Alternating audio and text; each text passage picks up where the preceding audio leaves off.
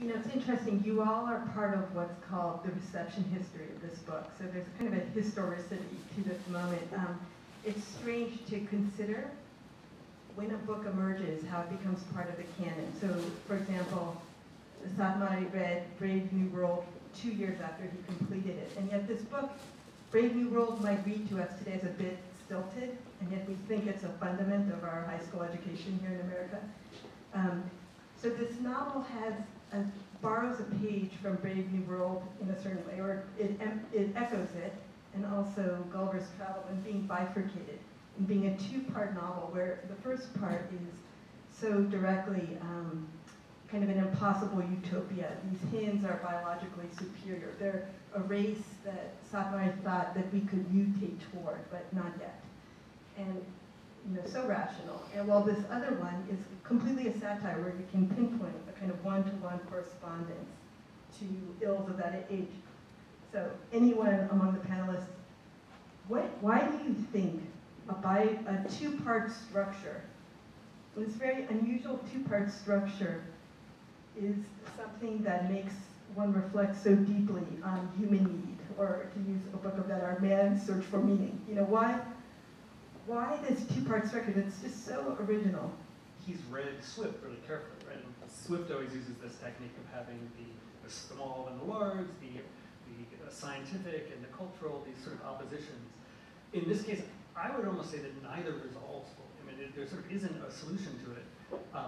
In the equivalent in the Beacon world of the scene that we saw, in their world, the mouth is covered up. It's called the thought flower, so that nobody can see your mouth because that's sort of dirty, and eating is dirty, whereas sexuality is totally covered by different laws in some ways, and people are starving, and there's all these different problems. And there's a way in which it's really not a resolvable problem, right? I mean, do you just have a fully realistic attitude towards sexuality and reproduction, or do you have some conventions for dealing with it? And I think he makes it so that it never resolves. It's very 18th century in a way, where he doesn't provide a sort of easy solution. He's not providing an answer, sort of making you say, aha, this is exactly a parody of what's going on. It's much more posing a question. How would we deal with this in the first place? I think that taking things to extremes, their logical conclusions, their extremes, is really perhaps the best way of sort of understanding the essence of things and the fundamental questions, which you wouldn't think about when things are all mixed together and sort of moderated.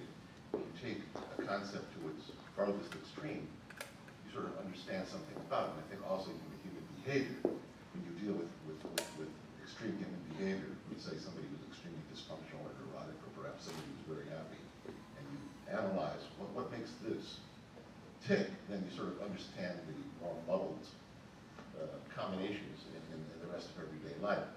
So I think that's one reason it works. And I was really interested in utopia and dystopia as a teenager. That was part of my teenage evolution, and also existentialism and everything. By the time I was 20, I gave a lot of that up. But I was really engaged with it because it does deal with these fundamental questions. And I read what I could get my hands on, both important and trivial, of both of those things. But my memory's not so good, so maybe our specialists could really tell us if this, because I do think this is unique in giving us both those opposites and playing them off against one another. It's triangulated, first of all, with Gulliver, who cannot really live in either one, with either one of those extremes. And then it's further triangulated with us, because as readers, we're presumably more sophisticated than Gulliver, who can't criticize the obvious ridiculousness of his own society, and inability to see himself in the Beheens, and the inability of the Beheens to see themselves in people who make fun, when they're making fun of each other.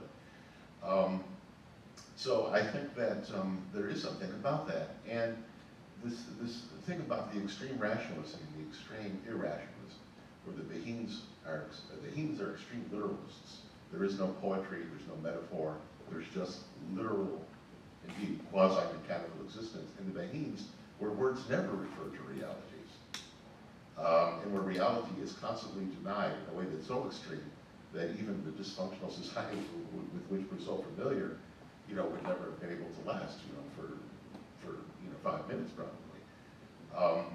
And I think that opposition is very instructive, and I think it's one of the things that makes, when we analyze it further, makes this so exciting.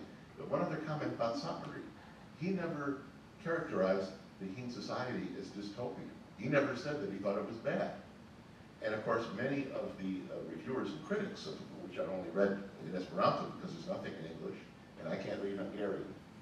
There are some Esperanto critics who really couldn't believe that he actually meant what he said, where he thought that the Eames, was not negative at all. It was not a negative utopia, but that it was perhaps a positive model in some respects. The one thing that people have concluded and have been able to accept is Sainte-Marie's pessimism. That is, that because it shows what perfection would be in a certain way, and the fact that we just can't do it because we're so committed to our aggression, our violence, our originality, it's a sort of a measuring stick by which we show the impossibility of ever perfecting ourselves. But Sainte-Marie never says that there's anything wrong with the Eames. But he was brilliant in showing up this dichotomy. I'll pass the microphone, but I think this dichotomy is something that we should revisit. And it's something that you touched upon when you mentioned the extremes in your background in philosophy of science. Says something about what those dichotomies were. And those were very present in the 1930s. But now I'll pass the microphone on. This elderly man I met the other day in New Brunswick, he read the book in its first edition as a teenager. This is a teenager whose father, the man told me his father was a communist. He himself was more of a socialist, he told me. And he read it as a socialist novel. That's how he interpreted the novel as a teenager. And he told me, well, of course, Sainte-Marie was a socialist. No, he wasn't a communist, he was a socialist. And so that sort of jives with Ralph's point and other insight or other information I've heard from various scholars in Hungary that, in fact, Sainte-Marie did consider the first part of the novel, at least, to be a utopia, something to strive for, but indeed, he cast a rather pessimistic light on it too as something unattainable.